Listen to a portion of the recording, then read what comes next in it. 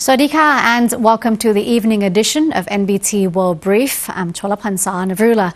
Let's take a look at the news. The government has launched a major campaign against cybercrime, uniting 15 state agencies under a newly signed Memorandum of Understanding aimed at eradicating online scams and fraud. Prime Minister Anuthin Chanvirakul presided over the ceremony and declared the initiative a national priority to protect citizens and strengthen the economy. The agreement brings together key institutions such as the Royal Thai Police, the Anti-Money Laundering Office, the Bank of Thailand, and the Ministry of Digital Economy and Society. Each agency is committed to using modern technology, data sharing, and coordinated action to track, block and dismantle criminal networks. Digital Economy and Society Minister Thaitanok Chitchop outlined progress made so far, including measures to restrict the number of SIM cards per user, halt suspicious bank accounts, and improve systems for detecting fraudulent activity. The ministry has also tightened regulations to suspend mule accounts once identified. The Prime Minister described the partnership as a decisive step in Thailand's war on scammers, underscoring the government's determination to deliver tangible results. Online crime has caused significant damage to public trust and the national economy, prompting urgent cross-agency collaboration. The MOU marks a new phase in Thailand's cybercrime prevention strategy, focusing on innovation, accountability and swift enforcement. With unified action from 15 government and financial bodies, authorities aim to curb the growing threat of digital fraud and ensure stronger protection for citizens across the country.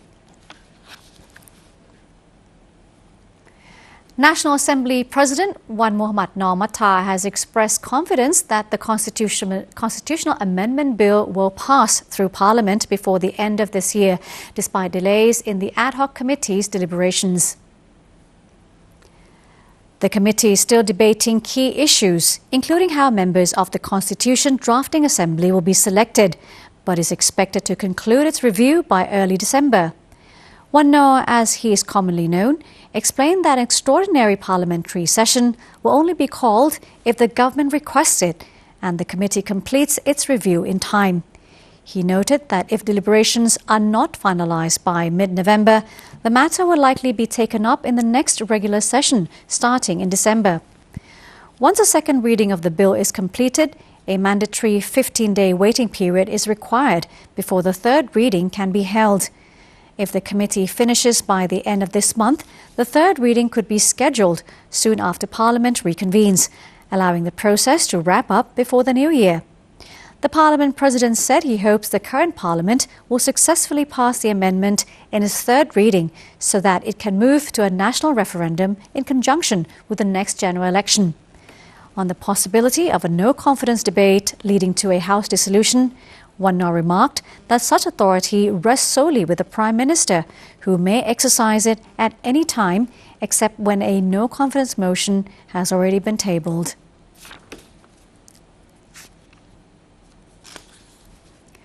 The Ministry of Public Health is stepping up efforts to tackle financial problems faced by state hospitals while expanding opportunities for insurance policy holders to receive services in public healthcare facilities. Public Health Minister Pattana Prompat revealed that the ministry is in talks with the insurance and life insurance associations to create new income streams for hospitals and address chronic budget shortages. The discussions aim to enable public hospitals to accept patients under life insurance coverage, with further meetings planned for next week.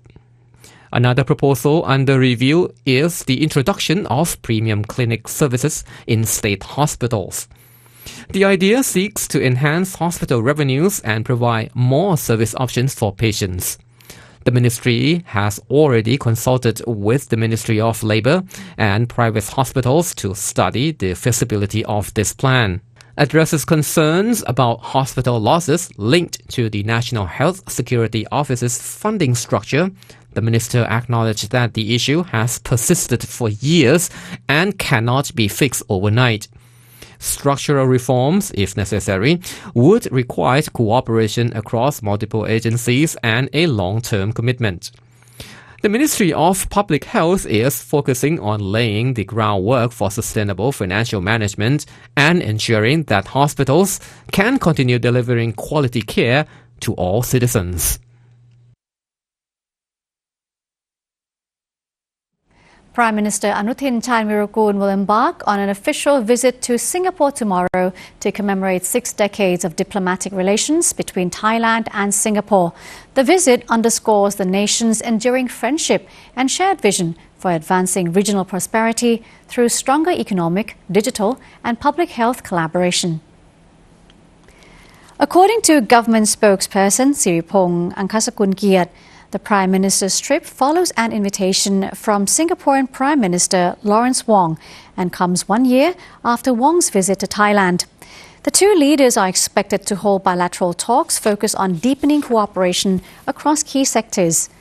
The Prime Minister's program includes a courtesy call on Singapore's President and participation in the SET Government Roadshow 2025, where he will address investors and promote Thailand's economic potential. He will also meet members of the Thai community, workers and students living in Singapore before returning to Bangkok the same evening. Central to the visit will be the signing of 2 significant agreements, including a memorandum of cooperation on rice trade to bolster food security and a memorandum of understanding between Thailand's Department of Medical Services and Singapore Health Services to enhance elderly care in urban settings. The visit aims to propel both countries towards a future of innovation and resilience. Through shared initiatives in energy and food security, digital economy development and healthcare advancement, Thailand and Singapore reaffirmed their roles as pivotal partners in shaping the region's sustainable growth.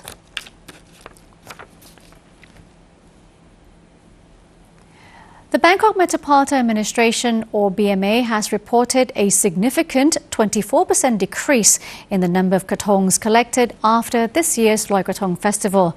This reflects a growing shift towards more environmentally conscious celebrations across the capital. BMA spokesperson Ekwaranyu Amarapan said that teams from the Environment, Drainage and Sewerage departments and all 50 district offices carried out collection operations at 110 locations citywide from last night to this morning. Officials collected about 391,000 krathongs, with 82% made from natural materials and 10% from bread. The figures show a steady decline from more than 514,000 krathongs last year and nearly 640,000 in 2023, highlighting Bangkok residents' growing environmental awareness. Participation in the city's online krathong floating platform also dropped to 23,300 from last year's 36,800 entries. Deputy Permanent Secretary of BMA, Dr. Lertlak Leela Rungsang, inspected krathong collection efforts along the Chao Phraya River near Ong Ang Canal and oversaw the transfer of the waste for proper disposal. City officials believe the decline in both physical and online participation indicates that Bangkokians are increasingly mindful of sustainability. The BMA aims to continue promoting eco-friendly celebrations and also reducing waste generation during traditional festivities to preserve the capital's waterways and environment for future generations. And that's it for the NBT World Brief this evening. Stay updated with the latest developments right here on NBT and NBT World. For more stories, simply scan the QR code on your screen to access our full coverage across all media platforms. I'm Cholapan Sanarula. Thank you so much for joining us. Sawasdee ka.